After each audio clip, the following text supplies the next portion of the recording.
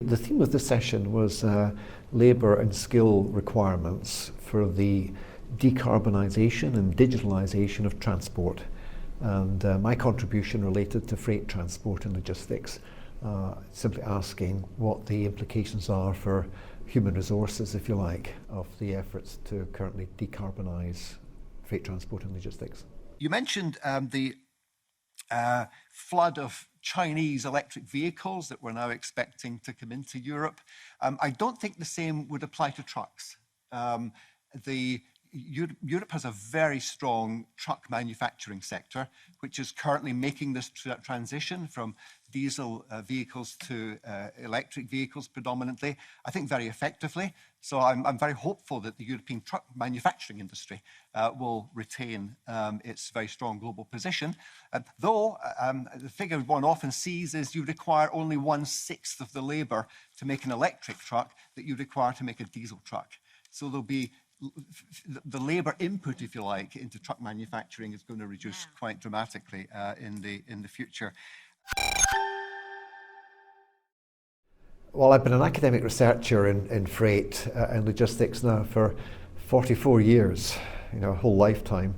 I've been focusing on the environmental impact of freight transport now probably for about 25 years, and then probably since around 2006 I've been looking at decarbonisation. And to some extent that culminated in the publication of my Decarbonising Logistics book, which came out in 2018. So it's been a lifelong commitment really to this area of research. One encouraging trend, for example, is companies increasing their capability to measure and report carbon emissions, because we've always needed greater carbon transparency in this sector.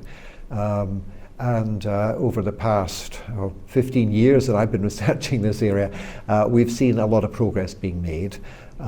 We've seen a convergence, a harmonisation of the standards that companies use, the methodologies they use to measure emissions, and more and more companies are reporting those emissions. To some extent they're doing this under pressure from the shippers, from the users of freight service, who want to know from their carriers, what those carbon emissions are. And then very soon we're going to see strengthening regulatory pressure on freight and logistics companies to declare their emissions with the EU's Count Emissions EU initiative. So I think that's a positive development. Another development is just the increasing importance that shippers and the big logistics providers are making to cut their emissions. In the case of the shippers, many of them are working collaboratively these days, partly to rationalise their freight movements, but also to use the procurement process, the way they buy freight and logistics services, and in so doing attaching greater importance to the carbon intensity of the operations. I think that's a very encouraging trend, which through time will deliver deeper cuts in emission levels.